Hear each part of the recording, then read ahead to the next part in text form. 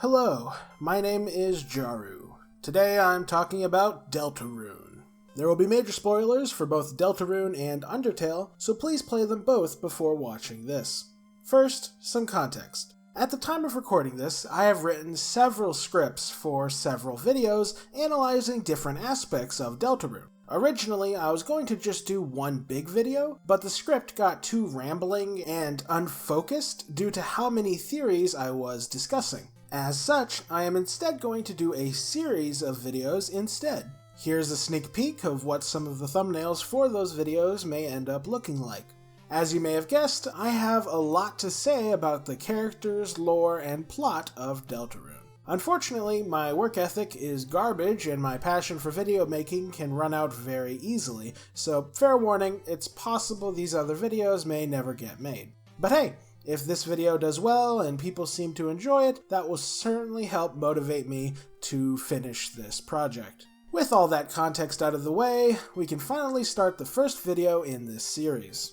This episode will consist of me discussing whether Deltarune takes place in an alternate reality or an alternate timeline to Undertale. I will explain what alternate realities and alternate timelines are, and give examples of both from anime, video games, and movies. I will then show all the evidence I can find that supports Deltarune being an alternate reality, followed by giving all the evidence I can find that supports it being an alternate timeline. I will then wrap this video up by giving my thoughts on which interpretation I think is more probable. Without further ado, let's begin. First off, let's define what I mean by these terms. When I say alternate reality, I mean a completely separate universe. If Deltarune is a completely separate universe from Undertale, then not only could the characters be different, but the fundamental laws of nature could be different as well. For example, in the Star Wars universe, the characters could use the Force, but in the Lord of the Rings universe, they cannot, because the Force only exists in one of those universes. Those universes have different laws of nature. Also, if Deltarune is a completely separate reality, then that means any similarities between Deltarune and Undertale are completely coincidental, as in this Toriel and this Toriel aren't really connected at all, they're just superficially similar. As such, if Deltarune is a completely separate reality from Undertale, then that would mean all these characters aren't actually connected to the Undertale characters at all. They're two different realities that just happened to feature superficially similar characters. This is what it would mean if we're dealing with an alternate reality. Let's contrast that with an alternate timeline. An alternate timeline is the idea of two separate realities having a shared history prior to a certain point. If you're familiar with Back to the Future or The Legend of Zelda, you'll be familiar with this concept. In Back to the Future, due to Marty altering things in the past, he creates a brand new timeline. This timeline splits off from his original timeline and becomes its own unique universe. But as you can see, there is a specific point on this timeline where the two come together. Prior to this point, the two timelines are identical and have a shared history. Furthermore, while the two timelines are different from one another, they share all the same laws of nature. That's why Marty can still time travel no matter which timeline he's in. Time travel worked in the original timeline, so it can work in any alternate timeline too. So, let's summarize. If Deltarune is an alternate reality, then that means it has nothing to do with the Undertale universe, and any similarities between the two are completely coincidental. Not only could the two have drastically different characters, but they could also have drastically different laws of nature, including the laws that govern magic, physics, and reality. By contrast, if Deltarune takes place in an alternate timeline, then that means it has a shared history with Undertale prior to some point on the timeline where they diverged from one another. In this situation, any similarities between the two universes are due to them having a shared history, and are likely not coincidental. In other words, in an alternate timeline situation, these two Toriels would be similar, not because of coincidence, but because at some point in the past, they were the exact same person. And even if the characters end up drastically different, the two timelines should have extremely similar or even identical laws of nature, including the laws that govern magic, physics, etc. Now, that is a lot that I just threw at you, and you might be struggling to wrap your head around such abstract concepts. Don't worry, you're not stupid. this is legitimately convoluted. As such, before I go any further, I'll go ahead and provide some examples of alternate realities and alternate timelines as seen in anime, video games, and movies. These examples should hopefully make it easier for you to understand the concepts involved in all of this. Also, I'm sorry to beat a dead horse, I am going to be repeatedly going over these definitions because it's important to understand them in order to grasp the points that I'm making. If you already understand these concepts, that's great. Then these explanations are not targeted at you.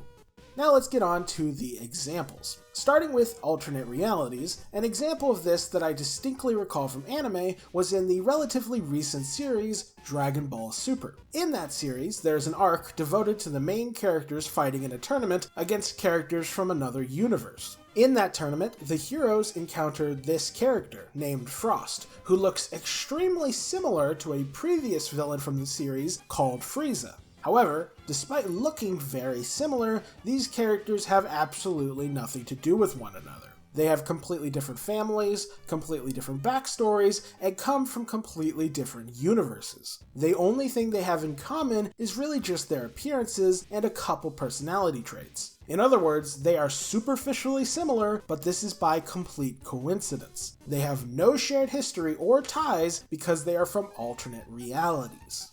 An example of alternate realities in video games can be seen in the Final Fantasy franchise. Each Final Fantasy game takes place in its own separate universe. They are completely separate realities with no shared history. However, despite this, each game features a character named Cid. This character is always an engineer or an inventor of some sort who plays some role in the plot of each game. However, despite all of these characters having the same name and same occupation, they are completely different people from completely different universes. They just happen to have a few superficial similarities. They aren't part of the same family, they don't look all that similar, and they don't have the same personality. They are superficially similar, but actually have nothing to do with one another because they're from alternate realities. And lastly, an example of alternate realities in a movie can be seen in the extremely popular film Spider-Man Into the Spider-Verse. The premise of this film is that a bunch of spider-themed superheroes from alternate realities come together to do superhero stuff. However, despite all these spider folk looking somewhat similar and having somewhat similar powers, they are actually completely different people with very little in common. They have different backstories, different personalities, different superpowers, different genders, different species, and originate from completely different universes. As such, once again, while superficially similar, they have no ties to one another because they're from alternate realities. Now for some examples of alternate timelines. An example from anime that you may be familiar with can be seen in the original Dragon Ball Z. In that series, this character, Trunks, arrives in a time machine from the future. In his timeline, Goku dies of a heart condition, and as a result there's no one powerful enough to protect the world from villains. So, in order to fix this, Trunks used a time machine to travel back in time to give Goku some medicine to save his life. This caused the main Dragon Ball universe to split into two separate timelines. There's the timeline where Goku dies, and the timeline where Goku lives. These two timelines are drastically different from one another, but prior to the point where the timelines split, they were actually identical. Case in point, these two characters are the same person. But this one is from the Goku lived timeline, and this one is from the Goku died timeline. These two lived different lives and developed different personalities after the split in the timeline, but prior to that split, they had the exact same life and were the exact same person. They only split off and developed into different people after the split in the timeline. As such, despite having some distinct differences, these two characters, and by extension, these two realities, are an example of alternate timelines, because they share a common history prior to a split in the original timeline.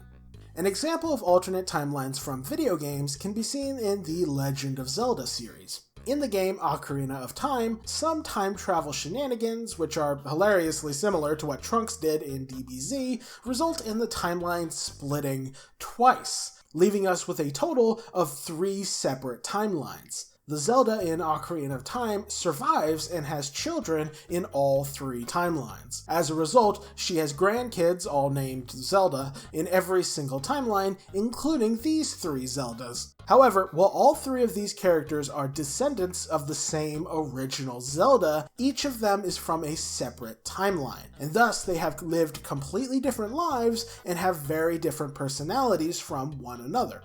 But what links them together is that they share a common ancestor and a common history prior to the split in the original timeline. For example, the game Minish Cap took place before Ocarina of Time, and thus took place before the timeline split. As such, while a game like Wind Waker only occurs in this timeline, and thus only this Zelda experiences it, the Minish Cap occurs prior to the timeline split, and thus all 3 of these Zeldas have the Minish Cap in their history books, just like how all 3 of these Zeldas have the Ocarina of Time Zelda as their ancestor. And lastly, an example of alternate timelines from movies can be seen in Back to the Future. Due to the main character Marty going back in time to the year 1955 and altering his family's past, we get glimpses of various alternate timelines. For example, we see a timeline where Marty's dad is a wimp, a timeline where he's a Chad, and a timeline where he is dead. All 3 of these are quite different from one another, but just like all our other examples, these timelines have identical histories prior to the split in the original timeline. Marty's dad becomes a different person in each of these timelines, but prior to 1955, Marty's dad is the exact same person no matter which timeline you're looking at. So, to summarize, alternate realities have no shared history and are completely disconnected. Any similarities between characters from alternate realities are coincidental. By contrast, alternate timelines are fundamentally tied to one another, as they share a common history. No matter how different 2 timelines get after diverging, at some point in the past, they were once identical.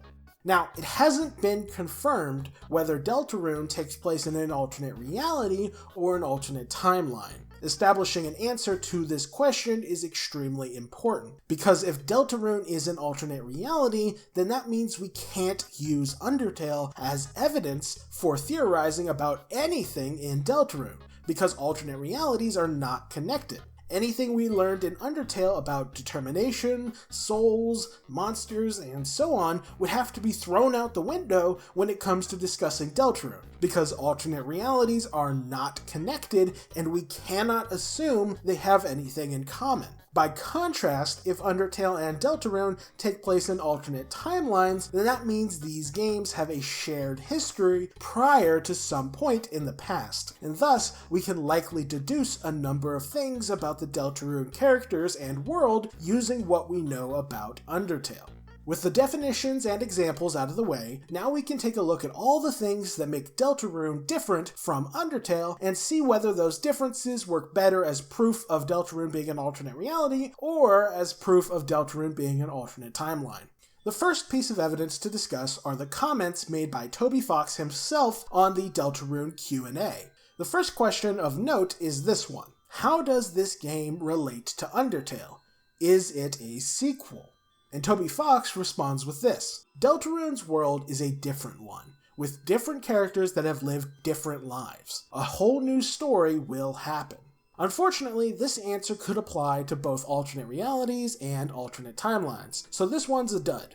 But the next notable question is a bit more interesting. So there's no connections between the 2 games? And Toby Fox says, it's a different world that might even have different rules. That doesn't mean there will be no connections at all, though. This answer comes off to me as intentionally vague. If he outright confirmed that the worlds had different rules, then that would make this pretty decent evidence in favor of Deltarune being an alternate reality. But instead, he uses the word might.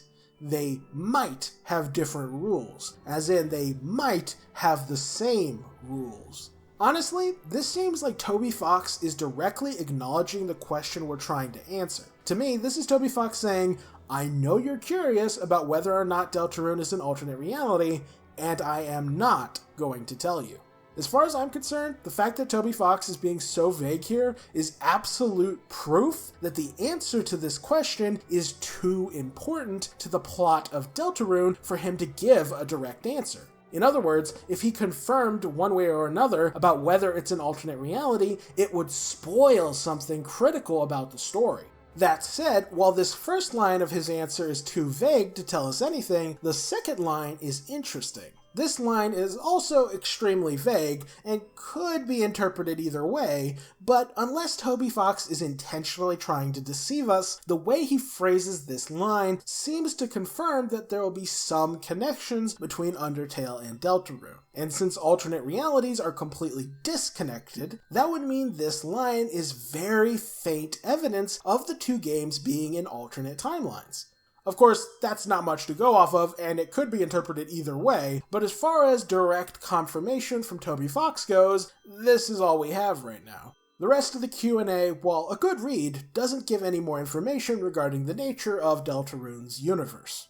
The next piece of evidence to discuss are all the familiar faces from Undertale that appear in this town. We see Toriel, Asgore, Alphys, Undyne, Napstablook, Sans, Burger Pants, and more. And all of these characters, while living slightly different lives, seem to have nearly identical personalities to that of their Undertale counterparts. Toriel is once again a teacher who adopted a human child. Asgore is a gardener who used to be in a position of authority and is divorced. Undyne is still super buff, has a crush on Alphys, and followed in Asgore's footsteps by becoming a town guard. Sans is still a troll who hits it off with Toriel and clearly knows more than he should, and Alphys still has a crush on both Asgore and Undyne, is still a huge nerd who loves anime, and is once again in a career where she is struggling to live up to the legacy of the person who came before her. In short, while the nitty-gritty details of these characters' lives are different from their Undertale counterparts,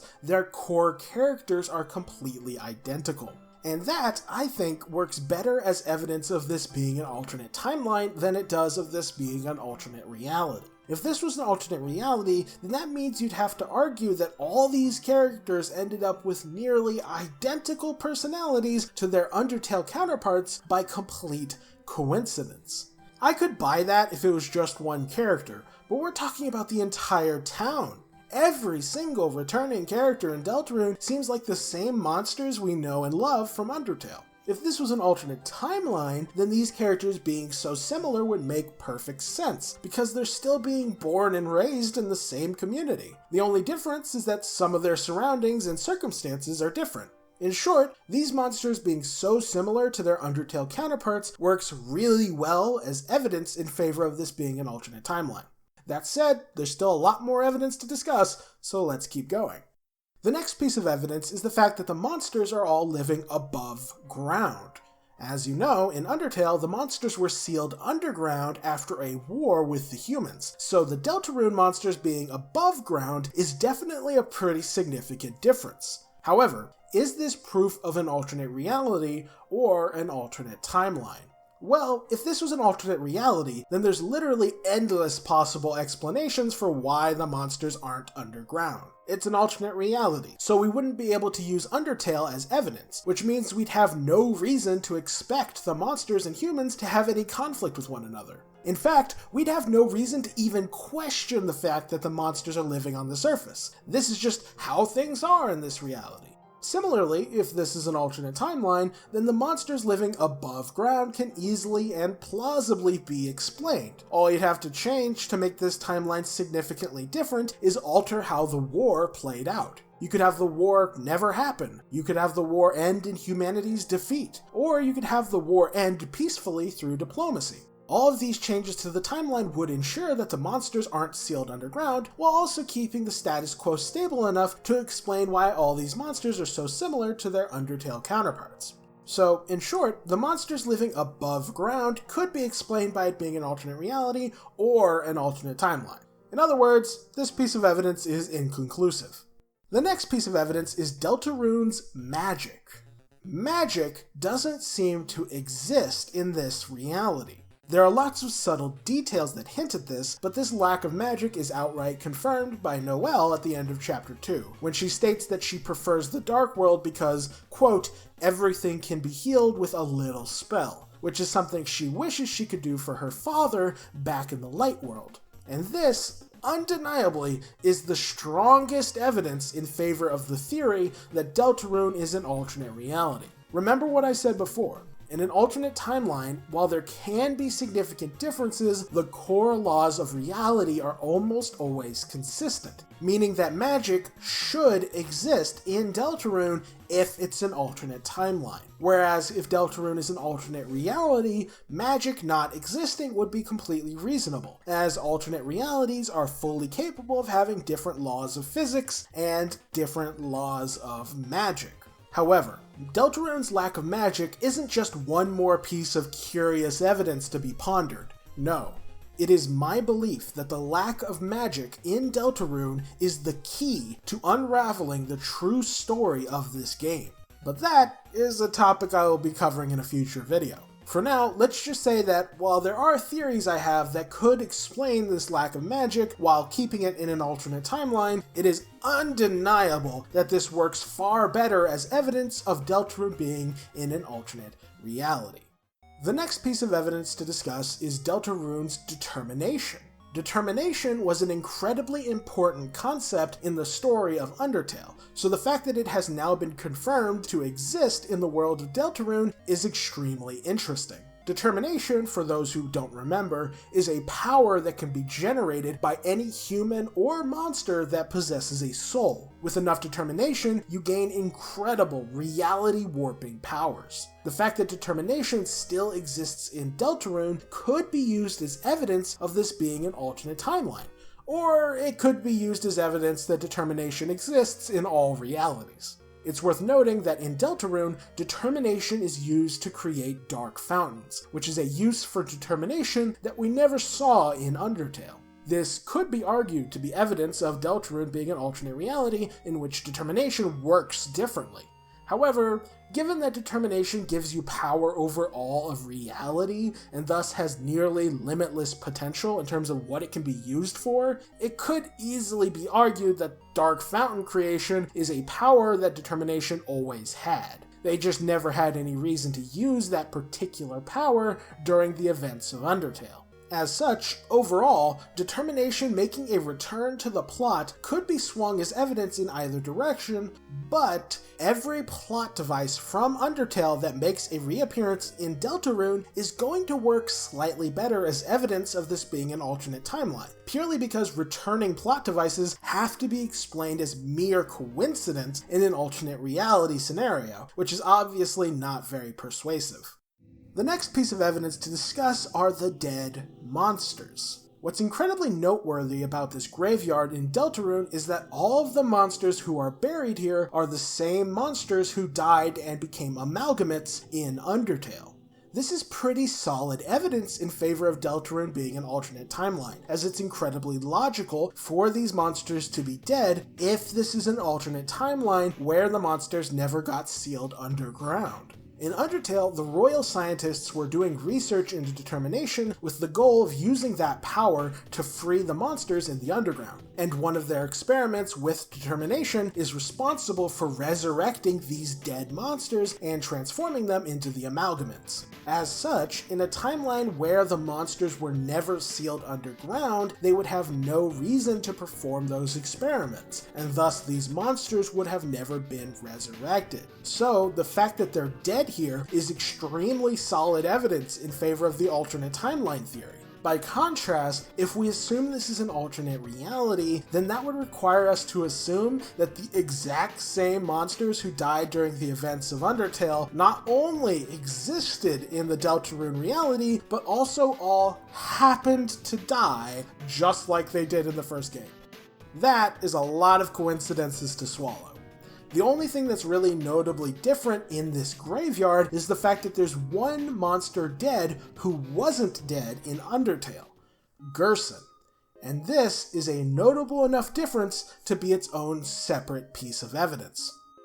In Undertale, Gerson is alive and well, and yet he's dead in Deltarune. This is definitely a notable difference between the two games and could be argued to be evidence of an alternate reality, but this works far better as proof of an alternate timeline, as I'll now explain. In Undertale, Gerson is the one who explains how boss monsters work, and he says that boss monsters are far more powerful than regular monsters, and that they will live forever so long as they are not killed in battle or have children.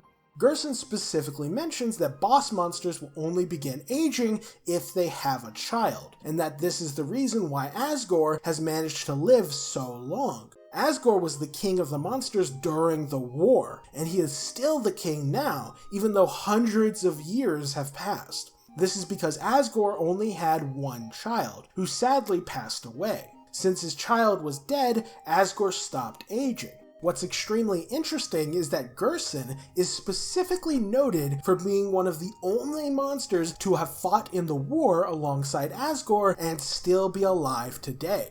This makes it highly probable that Gerson himself is a boss monster, and there's tons of evidence to support this. He was tough enough to survive the war with humanity, he's specifically the one who explains how boss monsters work, and he was idolized as a great hero by Undyne, who calls him the toughest monster who ever lived, which is especially notable because Undyne repeatedly fought Asgore, and thus knows how tough boss monsters are. So, since it's almost certain that he's a boss monster, why is he dead in Deltarune?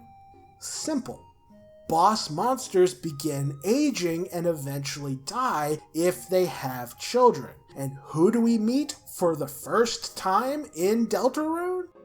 Father Alvin, the son of Gerson. As such, it seems incredibly likely in this timeline where the monsters all live above ground, Gerson was more open to the idea of raising a family, and as a result, he had children and later grandchildren, which eventually depleted his life force and killed him. As such, Gerson being dead works extremely well within the established rules of the Undertale universe, which means this works extremely well as evidence for this being an alternate timeline. Although, given this suspicious dialogue that we see from Father Alvin, it's also possible that something more sinister ended Gerson's life. Hard to say. Even so, if Gerson is not a boss monster, then that would make him an absurdly old man, and thus you could easily have Deltarune take place a couple years later than Undertale, and that could conceivably be far enough in the future for Gerson to have passed away of natural causes. Either way, an incredibly old man being dead in an alternate timeline makes perfect sense. Also, side note, they used the exact same funeral rites in Deltarune that they used in Undertale, which only further supports the idea of this being an alternate timeline. The next piece of evidence to discuss are the mascots, specifically Ice-E and Mew Mew. In Undertale, Ice-E only appears once on this word search, and we don't get to know much about him. However, we do see that this word appears in the search. In Deltarune, we encounter another Ice-E who seems extremely similar to the Undertale version, and it's explained that this word is the catchphrase of the Deltarune Ice-E. You may notice that the spelling of this word is slightly different in Deltarune than it was in Undertale. The fact that Ice-E has returned in Deltarune seems to fill an extremely similar role and even has an extremely similar catchphrase definitely supports the idea of this being an alternate timeline. It's a pretty hard sell to say that such a similar mascot with such a similarly absurd catchphrase developed by complete chance in an alternate reality. Mew Mew is even more damning evidence. In Undertale, we learned that Mew Mew had two animes, with Mew Mew Kissy Cutie being a lighthearted story, while Mew Mew Kissy Cutie 2 was darker and more serious. In Undertale, Alphys loves the first series, but hates the sequel series, while in Deltarune, Alphys loves the sequel series, but hates the original. This is likely due to Deltarune Alphys being exposed to it at a young age, which was likely only possible because Alphys grew up on the surface in this timeline. The fact that Mew Mew Kissy Cutie exists in Deltarune at all, and the fact that it has a lighthearted original series and a darker sequel, just like an Undertale, is a whole lot of evidence in favor of this being an alternate timeline, as Mew Mew having such a similar history in an alternate reality would be an absurd amount of coincidences. The next piece of evidence is this line of text that we see when looking at Asriel's computer in Deltarune. Here we see that Asriel has designed a video game with a final boss that has rainbow wings, which sounds extremely similar to Asriel's own final form from Undertale. This could be evidence of Deltarune being an alternate reality, as this could be Toby Fox's way of saying that Undertale only ever existed in a video game created by Asriel in the Deltarune reality. However, this interpretation has some flaws, as it relies on Asriel having accurately predicted the relationships and personalities of characters from his hometown that he couldn't have possibly guessed at. For example, Sans has only arrived in town recently, and yet Sans plays a very prominent role in the video game of Undertale. So how could Asriel have guessed at that? Or how could Asriel have predicted that Undyne and Alphys would end up dating when they hadn't even met each other at the start of Deltarune? Well, one possible explanation is that it specifically states that Asriel's game never saw the light of day. So this could be suggesting that Asriel will finish the game later on in the Deltarune timeline, and that he'll use his hometown's residents as inspiration for his characters. This interpretation could certainly hold some water, but it could also be violating something Toby Fox said. Toby Fox specifically stated that the Undertale characters would remain untouched, and one could argue that recontextualizing their entire world as a video game in Deltarune would count as touching them. Also, if Asriel is the creator of Undertale, then that would mean he featured all of his family and friends in his game. But if that's the case, why don't we see Caddy, Birdly, Susie, Noelle, or Rudy in Undertale? Wouldn't Asriel want to feature the friends he made in his childhood? Why would he feature Jerry, but not his dad's best friend? By contrast, this line could also be used to support the alternate timeline theory. It's been established in Undertale that resetting the timeline doesn't completely erase people's memories, as many of them still have déjà vu of previous timelines that they've experienced. As such, it's quite possible that Asriel designed this boss due to him having déjà vu of this event happening in a different timeline. Alternatively, you could argue that the idea of this rainbow-winged creature actually predates the split in the timeline. Maybe it's not that Deltarune Asriel has déjà vu of Undertale Asriel, but instead, maybe it's that Undertale Asriel transformed into this entity specifically because both versions of Asriel have imagined this creature in their childhood and thought it was cool. Maybe they were both inspired by the angel from their religion in both timelines. Regardless, while this line of text is certainly very interesting, I wouldn't say it's particularly conclusive evidence at this point in time. A new piece of evidence that I only discovered recently, and which I think is very interesting, is the origin of the Neo robot body that Spamton used in Chapter 2. If you speak to Swatch about the body after defeating Spamton, he has this to say. That robot was the embodiment of a Lightner's dream. A dream I helped create, once.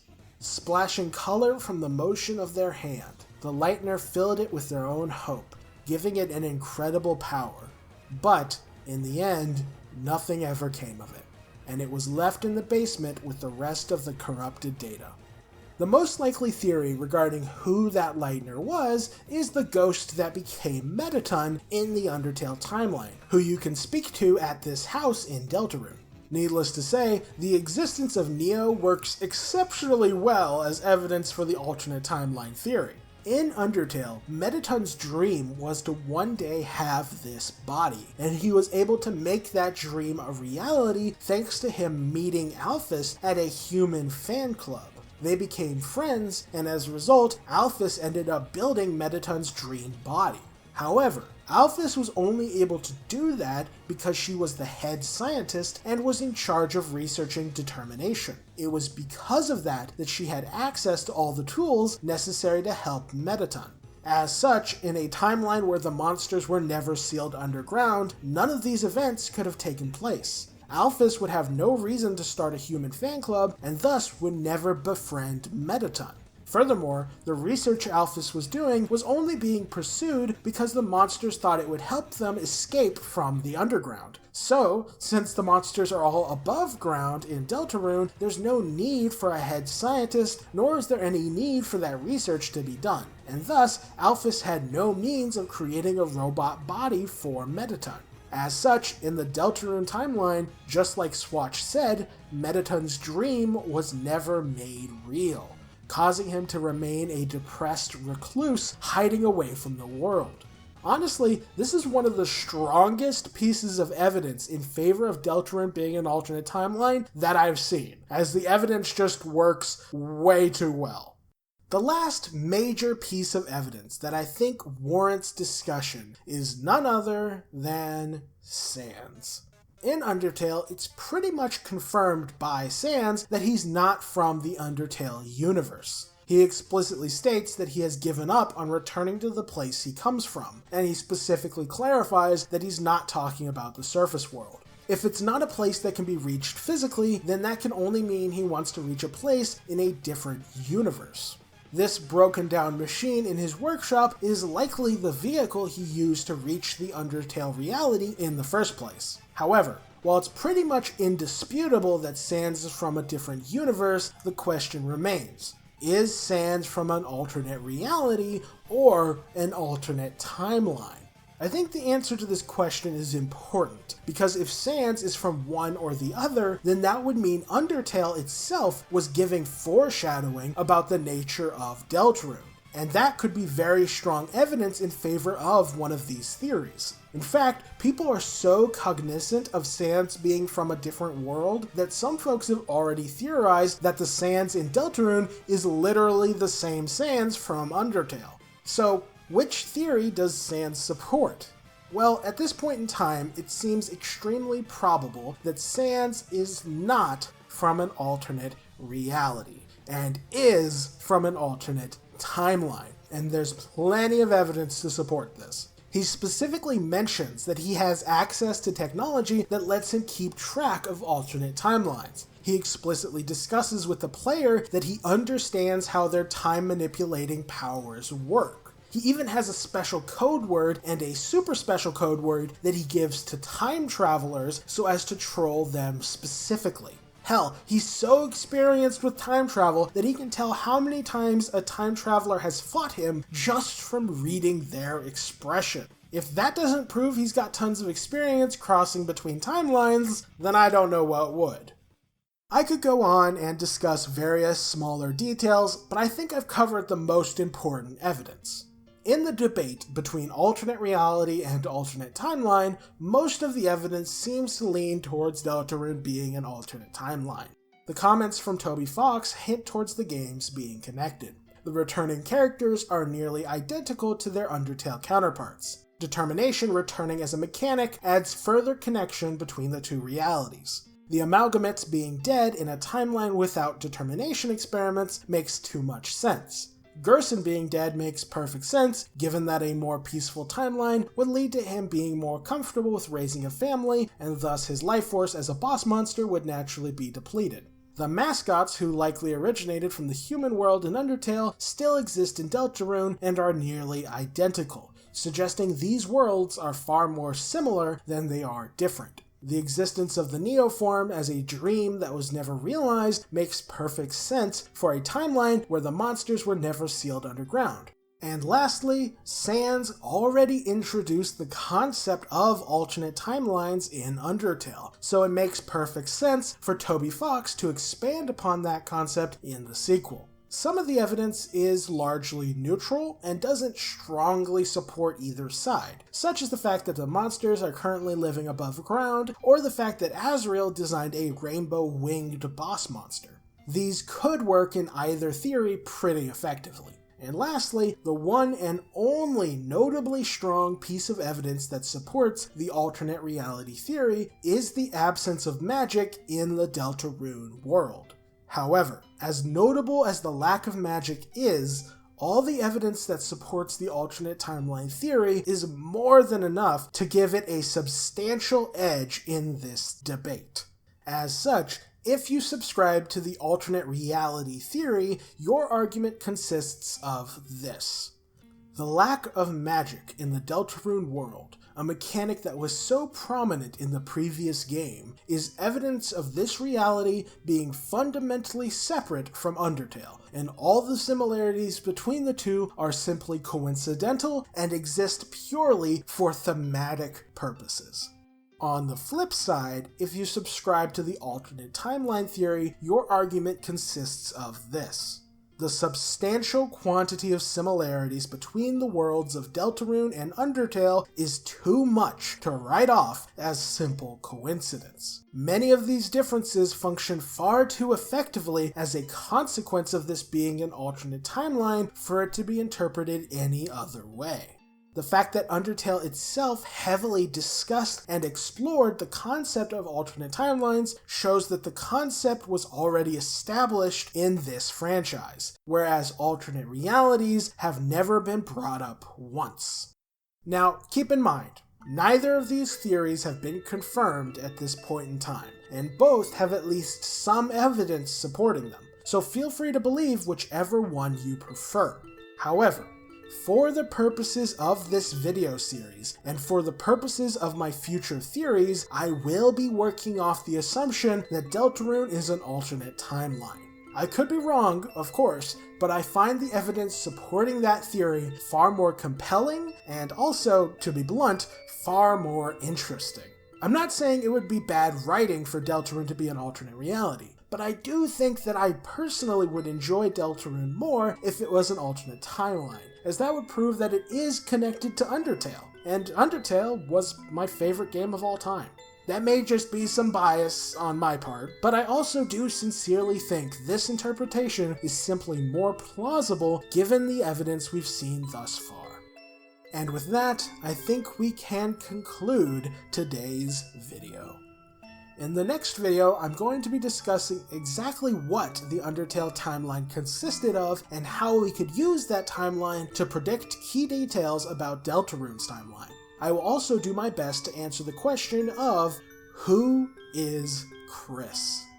However, if that video never gets made, then allow me to thank you for giving my rambling the time of day, and I hope you had a good time watching this. And of course, please let me know in the comments if you caught something that I missed.